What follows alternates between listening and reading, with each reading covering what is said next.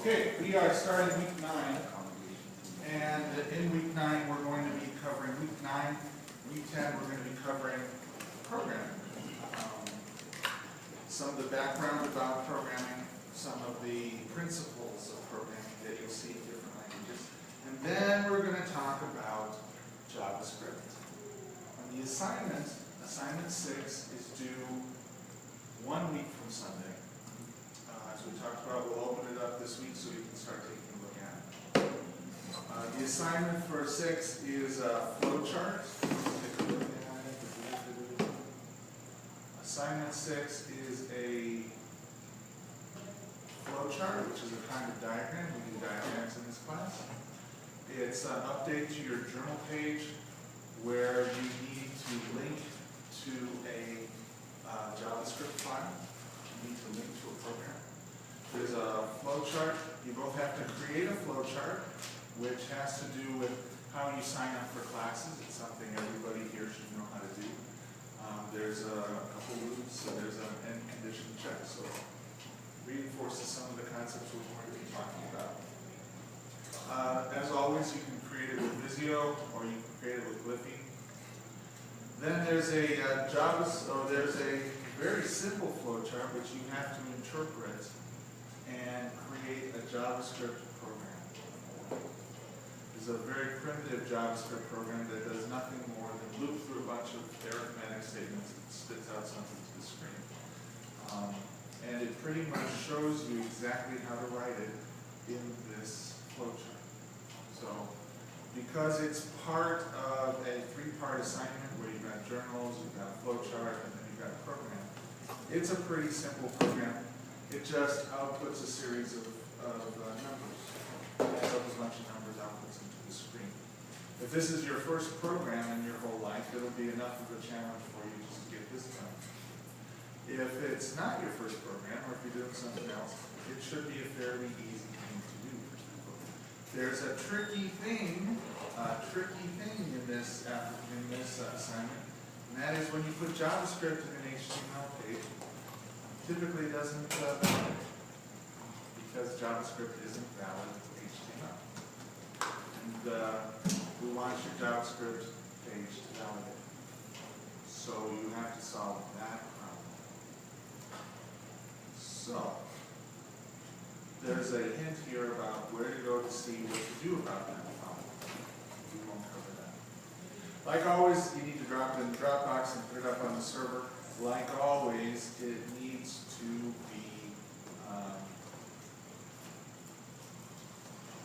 be in place by the 19th.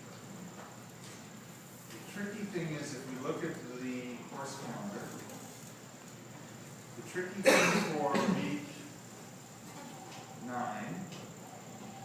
is there's some reading this week. The assignment is due next week. The assignment is due Sunday. I hope this date is correct, the 18th. The Dropbox closes the following Wednesday. You don't have as much leeway this time as you do in earlier times. 2 weeks. Yeah, so I would start on it this week. As soon as we get going, as soon as we've covered flowcharts, we can get started with the flowchart. Then, one of the things we're going to talk about next week is there are 2 extra credit assignments. And I'll also make them visible this week as well. You can choose one of the 2. One of the 2. You cannot do half of one and half of the other. You can't get halfway through one, decide you're not doing very well, and switch. Well, you could, but you can only turn in one. One of the extra credit assignments are an essay. Well, not so much an essay as a series of questions I want you to answer. And if you write a paragraph on each one, it takes a little bit of research, and it takes, here's some references I need you to take a look at. And then there's just 10 questions here. You get 2 points for every question. Now what I've seen people do here is they calculate out their grades. After they take the final on Tuesday, they look at their grades and they decide, am I getting the grade I want? And then they give me a Stuxnet assignment where they've only answered like 3 of the questions because they think they're going to get 6 points and that'll push them up to the next grade. It's a very calculating thing. It's a very interesting strategy. All too often, however, they give me bogus answers and I don't give the points they want, and there's very little time to turn this around. So we'll release these assignments this week so you get a chance to take a look at them and decide what you want to do. If you are in a situation where you don't think you're going to get the grade you want, whether you're getting a B, you'd rather have an A, or you're getting an F, you'd rather have a D, throw the Stuxnet thing at me as soon as possible. I've had some people who just turn in stuff where it's not very clearly thought out, and I'll kick it back and say, what about this, what about that, what about this? And you can get 10 or 20 points out of this. I'm really a point vending machine at this stage in the game. I really want to give you guys points. They're not free, but there's a lot of opportunity here. Next week we'll talk, one of the days we'll actually spend about an hour talking about Stuxnet and why it's so cool. And its successor, Dooku. Oh my gosh, Dooku is so cool. Anyway, the other extra credit assignment is, I don't know if you remember the first day we were here, I showed you a JavaScript page that popped up stuff or did things. You need to reconstruct that page. There's a couple of snippets of code here which shows you how to do extra things in JavaScript, things that you would be doing if you were a front-end web designer. And then there's a couple of stuff that I'd like you to do. And again, this is a staged assignment, so you can do 4 things, you can do 3 things, you can do 2 things, you can do 1 thing. And if the code you turned in does part of it, I'll give you partial credit. So, this actually has a chunk of code that you can read, which is typical, and see how other people might solve the same problem. Now, you can't turn in the code I showed you. I know, what the heck. But you can you certainly use it as a way of leveraging it.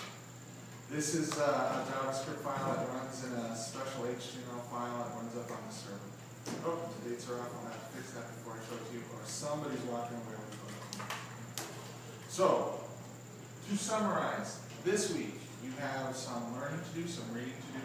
You can take a look at all 3 assignments, see what you want to do about it. Next week, assignment 6 is due in week 10. And the extra credit assignments are not due until after the final. Our final is on Tuesday.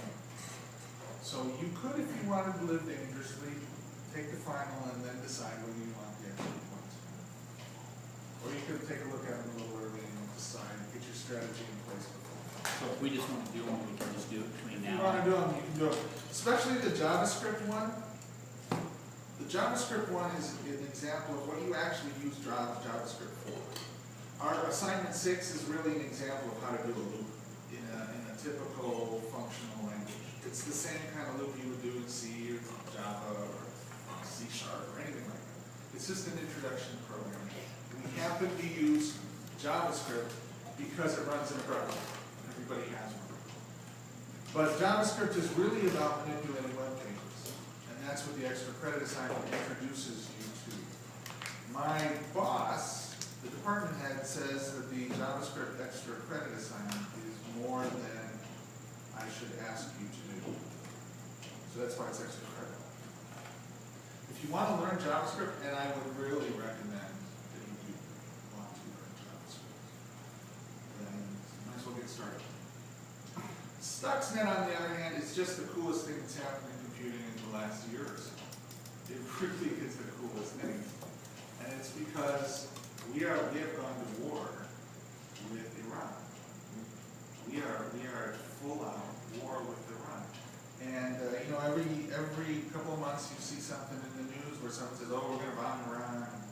Oh, the Israelis are going to bomb. Well, we're already doing it. But the evidence is very murky. And I'd like you to read the evidence and make a decision. We talked about viruses and how people use them to send spam.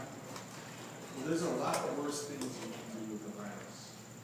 And your food supply is vulnerable. Your water quality is vulnerable. So it's a lot more, the stakes are a lot higher now than just whether you'll have to reformat your drive and reinstall Windows. There was already an incident a couple of months ago where they had to shut down the water supply for a city because a valve mysteriously closed, and they tracked it to a virus that had snuck in and started messing with the pumping station.